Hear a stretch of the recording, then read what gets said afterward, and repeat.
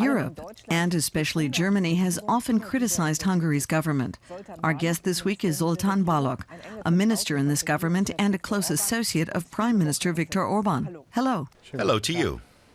I'd like to welcome our viewers to the DW interview. My name is Alexandra von Namen. Mr. Balog, in the past, your government has been criticized for its many changes to Hungary's constitution, its controversial media laws, and lately for its refugee policy. Have you grown immune to this criticism? I think we have proven ourselves in the face of criticism. We have carefully examined every issue that has been raised. And I can say with a clear conscience that Hungary is the only country in Europe whose entire legal system has been vetted by Brussels, by the European Court of Justice and its judicial organs. And they have all determined that Hungary fulfills the criteria of the rule of law in every way. There were 3 or 4 points where we were not in compliance, and we have since altered these laws and the Constitution. So I can say no country has been as closely inspected and is as transparent in its laws as Hungary is. That means the criticism was helpful in changing laws? It is a good process, yet I do think it's problematic that it has only been applied to Hungary. One shouldn't apply double standards, but we accepted the fact that we had to go through the process. After the initial fuss, we accepted the criticism with composure. We consulted with the European Commission, and President Barroso was a big help in ensuring that the procedure was fair. And I think the final result is good for Europe, good for Hungary, good for our citizens, and good for the law. So I think that's a positive balance. In particular, Hungary's policy toward refugees was criticized, and on some points vehemently. For example, that Hungary built a fence on the border to keep refugees out. Do you think this was necessary? I hate the fence. But it was necessary. I think both of these aspects are important, because otherwise people will get a false impression that we Hungarians like to live between fences or behind fences. We don't. But unfortunately, the European institutions reacted too late or not at all, so we were forced to build the fence in order to comply with the European laws. This is a different issue from those of the Constitution and the media law. I think Hungary has just been unjustly criticized for something that only Hungary could do, for something we were prepared to do to comply with the European regulations. But you used water cannons and tear gas against refugees. You're speaking about a single case, and it was brought before the court. When we first said, no, this stream of refugees must be stopped, the response was an attack on our border installations. That was clearly a provocation, and unfortunately, the police had to resort to these means. But it's not an isolated case in Europe, including in regard to refugees. Unfortunately, that's what happened. Today, we're investigating the degree to which human traffickers acted as manipulative provocateurs. But there are also many other examples that reveal a certain tendency in your refugee policy. For example, a campaign in which posters warn migrants against taking jobs away from Hungarians. Was that necessary? Time will tell. Hungary's position on refugee policy is a rigorous no. We think Hungary is already bearing the greatest burden it can, with tasks that have to do with integrating the refugees that have already been accepted. And we want to develop in a different direction culturally. But I think we have complied with every humanitarian regulation. As a minister who is partially responsible, I have often personally double-checked to ensure that this is the case, on site at the border. We have done everything that needs to be done for the refugees, legally and in terms of humanitarianism. The EU wants to distribute refugees according to quotas. Hungary says this increases the risk of terrorist attacks and endangers our culture. Doesn't that sound like populism?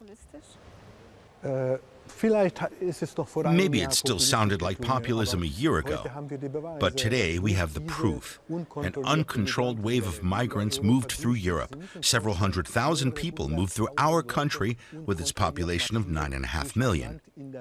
Today we know that people involved in the attacks in Paris, Brussels, and elsewhere came in this uncontrolled wave of refugees through Hungary and Austria to Germany, and from Germany to France.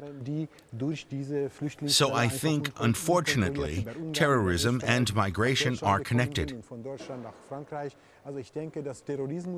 I don't want to discredit people who are legitimately seeking asylum because they have really been persecuted, or to deny them their rights. But that's the impression you create when you mix these topics. We don't mix them. The terrorists mix them. We have to differentiate, and we have to make sure that we stop these tendencies. As a minister in the government, you are responsible for many areas, including health, education, and social welfare. But you also studied theology and have worked as a Protestant pastor.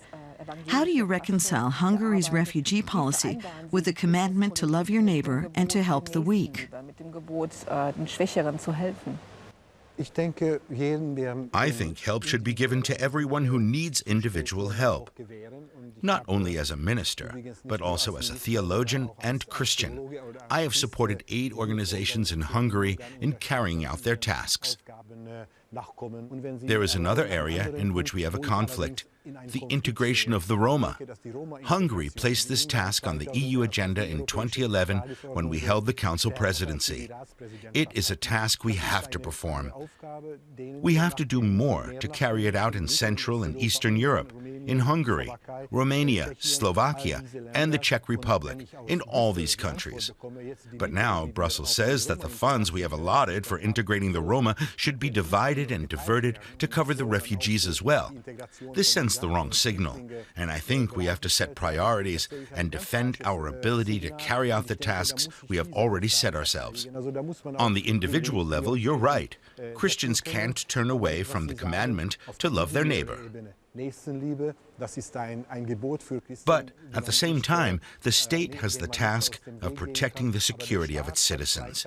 These two things belong together and yet can and must be distinguished. How can you explain why you defend Hungary's rigorous refugee policy, yet continue your private efforts in refugee aid? This migration is not good for Europe on a structural level. That is my political analysis, and I have to use political and diplomatic means to find a solution so that Europe is no longer put under pressure this way. Personally, I am involved in the integration of the Roma and in dealing with refugees. And there I show my humane and Christian side. Why should these two things be contradictory? I see no contradiction. We have to operate on two tracks and take both issues seriously. As a politician in the government, I'm responsible for the state's duty to protect its citizens and the integrity of the country. And as a private person and as a Christian, I practice love of my neighbor. You work closely with Viktor Orban. How would you describe your relationship? Good. Are you friends? At the moment, he's my boss. That's not always good for friendship, but we've known each other for almost 30 years. I'm very good friends with him and his family. People say you fasted together. Is your relationship that close?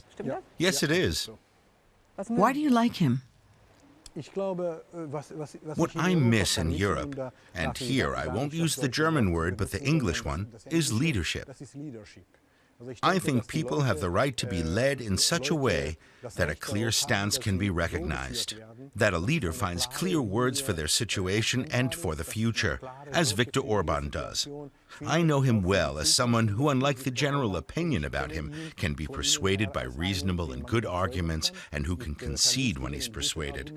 I also know him as someone I can't always convince and who then turns out to have been right. Viktor Orban doesn't hide the fact that he doesn't think much of Western values, that he admires Putin and the Chinese model more than the Western one, which he considers decadent. What do you say to that? Viktor Orban never used those words. It's just not true? I think he said in a speech that countries that do not use our Western liberal democratic model can be successful too. He mentioned Singapore and other countries, and if you look at the economic statistics of China or Singapore, Russia is a special case, then you see that these countries are indeed successful.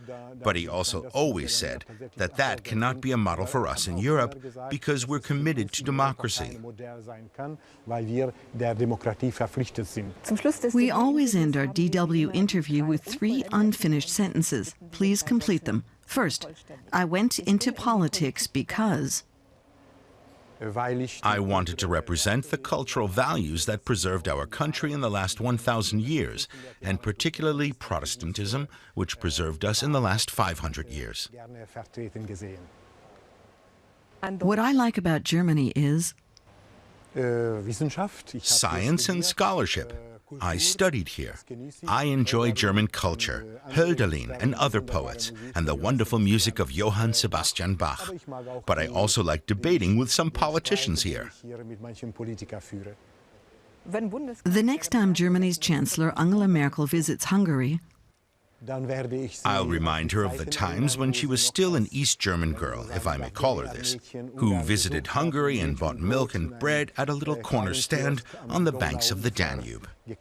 That is our common Eastern and Central European history that we must not forget, because what we learned back then in that situation has to be represented in the common European house.